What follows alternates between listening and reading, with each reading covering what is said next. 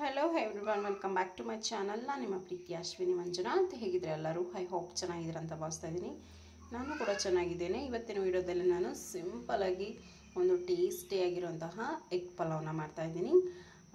ತುಂಬ ಚೆನ್ನಾಗಿರುತ್ತೆ, ಹಾಗೆ ತಿನ್ನಲಿಕ್ಕೂ ಒಂದು ಡಿಫ್ರೆಂಟ್ ಟೇಸ್ಟ್ ಕೊಡುತ್ತೆ ಅಂತಲೇ ಹೇಳ್ಬೋದು. ಸಿಂಪಲಾಗಿರುತ್ತೆ, ಮನೆಯಲ್ಲಿರುವಂತಹ ಐಟಮ್ಸ್ ಎಲ್ಲನೇ ನಾವು ಸಿಂಪಲಾಗಿಯೇ ಮಾಡ್ಕೊಬೋದು. ತುಂಬ ರುಚಿಯಾಗಿರುತ್ತೆ.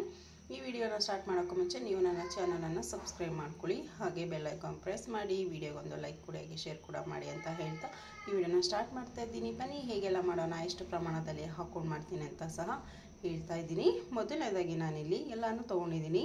ಒಂದು 6ರಿಂದ 7 ಮೊಟ್ಟೆಗಳನ್ನು ಕೂಡ ತೊಗೊಂಡಿದ್ದೀನಿ. ನಿಮ್ಗೆ ಎಷ್ಟು ಬೇಕು, ನಿಮ್ಮ ಮನೆಯಲ್ಲಿ ಜಾಸ್ತಿ ಜನ ಇದ್ದರೆ ಜಾಸ್ತಿ ಕ್ವಾಂಟಿಟಿಯಲ್ಲಿ ನೀವು ಮಾಡ್ಕೊಬೋದು. ನಾನಿಲ್ಲಿ 2 ಲೋಟ ಗ್ಲಾಸ್ ಅಕ್ಕಿಗೆ ಮಾತ್ರ ನಾನಿಲ್ಲಿ ಎಗ್ ಪಲಾವ್ನ ಮಾಡ್ತಾಯಿದ್ದೀನಿ. ಮೊದಲನೇದಾಗಿ ನಾನಿಲ್ಲಿ ಒಂದು ಮಿಕ್ಸಿ ಜಾರನ್ನು ತೊಗೊಂಡಿದ್ದೀನಿ. ಅದಕ್ಕೆ ಒಂದು ಅರ್ಧ ಟೀ ಸ್ಪೂನಷ್ಟು ಸೋಂಪು, ಹಾಗೆ 4ರಿಂದ 5 ಲವಂಗ, ಒಂದು ಏಲಕ್ಕಿ, 1-2 ಪೀಸ್ ಸ್ಪೂನು ಅರಿಶಿನ ಪುಡಿ, 1 ಇಂಚು ಶುಂಠಿ, 1 ಇಡೀ ಬೆಳ್ಳುಳ್ಳಿ ಸಿಪ್ಪೆ ತೆಗೆದಿಲ್ಲ ಹಾಗೆ ಹಾಕ್ಕೊಳ್ತಾ ಇದ್ದೀನಿ, ಸ್ವಲ್ಪ ಕೊತ್ತಂಬರಿ ಸೊಪ್ಪು. ಖಾರಕ್ಕೆ ನಾನಿಲ್ಲಿ ಒಂದು 5 ಹಸಿಮೆಣಸಿನಕಾಯಿನ ಈ ರೀತಿ ಮಧ್ಯಕ್ಕೆ ಕಟ್ ಮಾಡಿ ಹಾಕ್ಕೊಳ್ತಾ ಇದ್ದೀನಿ, ಮುರಿದು. ಹಾಗೆ ಸ್ವಲ್ಪ ಪುದೀನ, ಇಷ್ಟನ್ನು ಹಾಕಿ ಸ್ವಲ್ಪ ನೀರು ಹಾಕಿ ನೈಸಾಗಿ ಪೇಸ್ಟ್ ಮಾಡ್ಕೊಬೇಕು. ನೀರು ಸೇರಿಸ್ಕೊಳ್ತಾ ಇದ್ದೀನಿ. ನಾನಿಲ್ಲಿ ಮಸಾಲೆನ ರುಬ್ಕೊಂಡು ಬಂದಿದ್ದೀನಿ. ನೀವು ಆಪ್ಷನಲ್ ಬೇಕಿದ್ದರೆ ನೀವು ತೆಂಗಿನಕಾಯಿನ ಹಾಕ್ಕೊಬೋದು. ನಾನಿಲ್ಲಿ ತೆಂಗಿನಕಾಯಿ ಹಾಕ್ತಾಯಿಲ್ಲ. ನೆಕ್ಸ್ಟ್ ಇಲ್ಲಿ ಕುಕ್ಕರನ್ನು ಇಟ್ಕೊಂಡಿದ್ದೀನಿ ಬಿಸಿಗೆ. ಒಂದು 50 ml ಆಯಿಲನ್ನು ಹಾಕ್ಕೊಳ್ತಾ ಇದ್ದೀನಿ. ಬೇಕಿದ್ರೆ ನೀವು ತುಪ್ಪವನ್ನು ಹಾಕ್ಕೊಬೋದು. ನಾನು ತುಪ್ಪವನ್ನು ಹಾಕ್ತಾಯಿಲ್ಲ.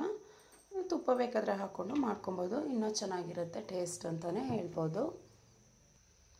ಎಣ್ಣೆ ಬಿಸಿ ಇದೆ. ನಾನಿಲ್ಲಿ 1-2 ಚೂರು ಪಲಾವ್ ಎಲೆ ಹಾಗೆ ಸ್ವಲ್ಪ ಕಸೂರಿ ಮೆಥಿಯನ್ನು ಹಾಕ್ಕೊಳ್ತಾ ಇದ್ದೀನಿ.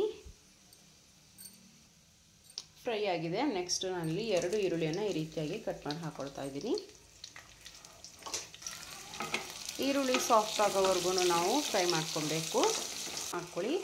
ನಾನು ಬಟಾಣಿ ಹಾಕ್ಕೊಳ್ತಾ ಇದ್ದೀನಿ. ಫ್ಲೇವರ್ಫುಲ್ ಆಗಿರುತ್ತೆ, ಹಾಗೆ ಮಧ್ಯದಲ್ಲಿ ತಿನ್ನಲಿಕ್ಕೂ ರೈಸ್ ಜೊತೆ ಚೆನ್ನಾಗಿರುತ್ತೆ ಅಂತಲೇ ಹೇಳ್ಬೋದು. ಬಟಾಣಿ ಕೂಡ ಫ್ರೈ ಆಗೋವರೆಗೂ ನೀಟಾಗಿ ಫ್ರೈ ಮಾಡ್ಕೊಬೇಕಾಗತ್ತೆ.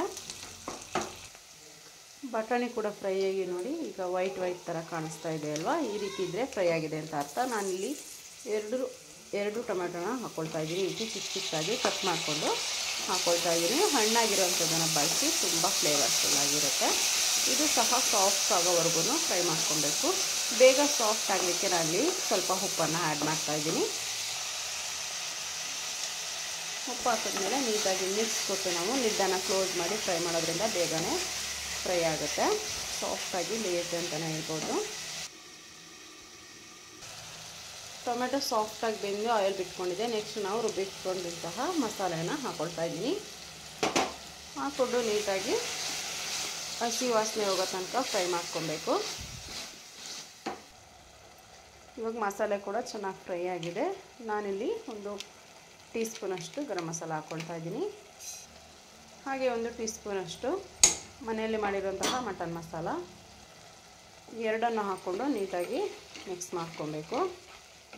ಇದೊಂದು ಅರ್ಧ ನಿಮಿಷ ಫ್ರೈ ಆದರೆ ಸಾಕು. ನೋಡಿ, ಕಲರ್ ಕೂಡ ಚೆನ್ನಾಗಿ ಬಂದಿದೆ. ಮಸಾಲೆ ಕೂಡ ಚೆನ್ನಾಗಿ ಫ್ರೈ ಆಗಿದೆ. ರುಚಿಗೆ ತಕ್ಕಷ್ಟು ಉಪ್ಪನ್ನು ಹಾಕ್ಕೊಳ್ತಾ ಇದ್ದೀನಿ. ಹಾಕ್ಕೊಂಡು ನೀಟಾಗಿ ಮಸಾಲೆಯನ್ನು ಇನ್ನೊಂದು 30 ಸೆಕೆಂಡ್ಗಳ ಕಾಲ ನಾವು ಫ್ರೈ ಮಾಡ್ಕೊಬೇಕು.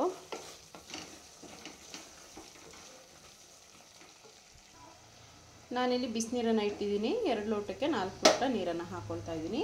ಅದರಲ್ಲಿ ನಾನು ಒಂದು 2 ಲೋಟದಷ್ಟು ನೀರನ್ನು ಮಾತ್ರ ನಾನು ಇದರಲ್ಲಿ ಸೇರಿಸ್ಕೊಳ್ತಾ ಇದ್ದೀನಿ. ಸೇರಿಸ್ಕೊಂಡು ನೀಟಾಗಿ ಮಿಕ್ಸ್ ಮಾಡ್ಕೊಳ್ತಾ ಇದ್ದೀನಿ. ಈ ಟೈಮ್ನಲ್ಲಿ ನಾವು ಮೊಟ್ಟೆನ ಹೊಡೆದಾಕಬೇಕು. ಅದಕ್ಕೋಸ್ಕರ ನಾನು ಅರ್ಧ ಭಾಗ ನೀರನ್ನು ನಾನು ಮಾತ್ರ ಸೇರಿಸ್ಕೊಳ್ತಾ ಇರೋದು. ಮೊಟ್ಟೆ ಹೊಡೆದು ಒಂದು ಕುದಿ ಬಂದಮೇಲೆ ಇನ್ನು ಮಿಕ್ಕಿದ ನೀರನ್ನು ಸೇರಿಸ್ಕೊಳ್ತಾ ಇದ್ದೀನಿ. ನಾನಿಲ್ಲಿ ಮೊಟ್ಟೆನ ಬೌಲ್ಗೆ ಹಾಕ್ಕೊಳ್ತಾ ಇದ್ದೀನಿ. ನೋಡ್ತಾ ಇರ್ಬೋದು, ಸೈಡಿಂದ ನೊರೆ ಬರ್ತಾಯಿದೆ. ಈ ಟೈಮ್ನಲ್ಲಿ ನಾವು ಒಂದೊಂದಾಗೆ ಬಿಟ್ಕೊಬೇಕು. ಇದೇ ರೀತಿ ನಾನು 4ರಿಂದ 5 ಮೊಟ್ಟೆನ ತೊಗೊಂಡಿರೋದ್ರಿಂದ ಅದನ್ನು ಸಹ ಹಾಕ್ಕೊಳ್ತಾ ಇದ್ದೀನಿ. ನಾನಿಲ್ಲಿ ಎಲ್ಲ ಮೊಟ್ಟೆಗಳನ್ನು ಹಾಕ್ಕೊಂಡಿದ್ದೀನಿ. ನಾನಿವಾಗ ಸೈಡಿಂದ ಮಿಕ್ಕಿದ ನೀರನ್ನು ಹಾಕ್ಕೊಳ್ತಾ ಇದ್ದೀನಿ.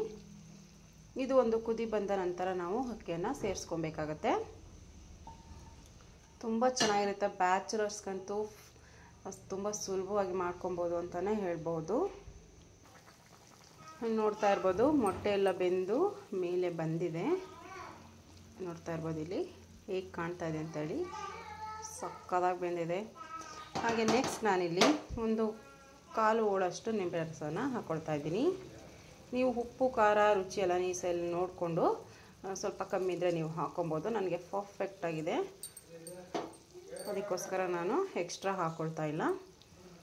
ಮಿಕ್ಸ್ ಆಗಿದೆ. ನೆಕ್ಸ್ಟ್ ನಾನಿಲ್ಲಿ ತೊಳೆದಿಟ್ಕೊಂಡಿರುವಂತಹ 2 ಗ್ಲಾಸ್ ಅಕ್ಕಿಯನ್ನು ಹಾಕ್ಕೊಳ್ತಾ ಇದ್ದೀನಿ. ನಾನು ಜಸ್ಟ್ ವಾಶ್ ಮಾಡಿ ಇಟ್ಕೊಂಡಿದ್ದು, ನಾನು ನೆನೆ ಹಾಕಿಲ್ಲ.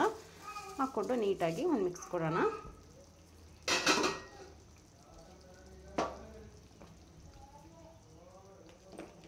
ಸಕ್ಕತ್ತಾಗಿರುತ್ತೆ ಫ್ರೆಂಡ್ಸ್. ಬೇಕಾದರೆ ನೀವು ಒಮ್ಮೆ ಟ್ರೈ ಮಾಡಿ ನೀವೇ ಹೇಳ್ತೀರಾ ಸಕ್ಕತ್ತಾಗಿತ್ತು ಅಂತ ಹೇಳಿ. ನೀಟಾಗಿ ಮಿಕ್ಸ್ ಅಂತೂ ಆಗಿದೆ.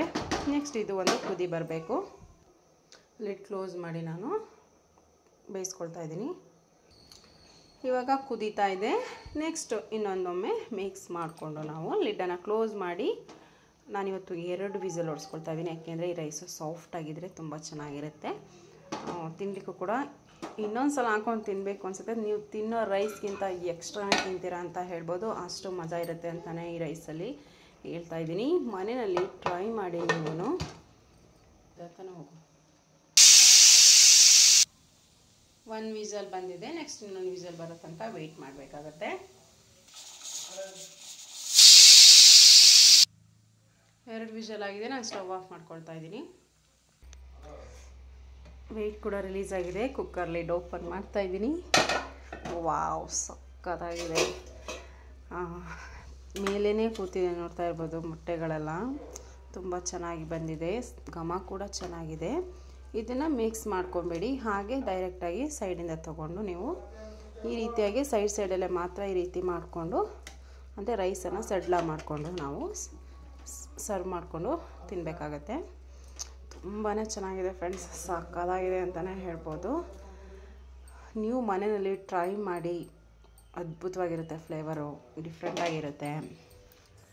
ಈ ವಿಡಿಯೋ ಇಷ್ಟ ಆಗಿದೆ ಅಂತ ಭಾವಿಸ್ತಾ ಇದ್ದೀನಿ.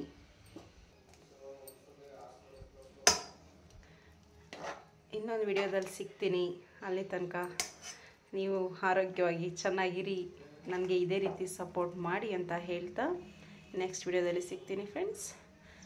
ಕೊನೆಯದಾಗಿ ನಾನಿಲ್ಲಿ ಕೊತ್ತಂಬರಿ ಸೊಪ್ಪನ್ನು ಆ್ಯಡ್ ಮಾಡ್ತಾ ಇದ್ದೀನಿ. ಓಕೆ ಫ್ರೆಂಡ್ಸ್, ನೆಕ್ಸ್ಟ್ ವಿಡಿಯೋದಲ್ಲಿ ಸಿಗ್ತೀನಿ. ಟೇಕ್ ಕೇರ್, ಬಾಯ್ ಬಾಯ್.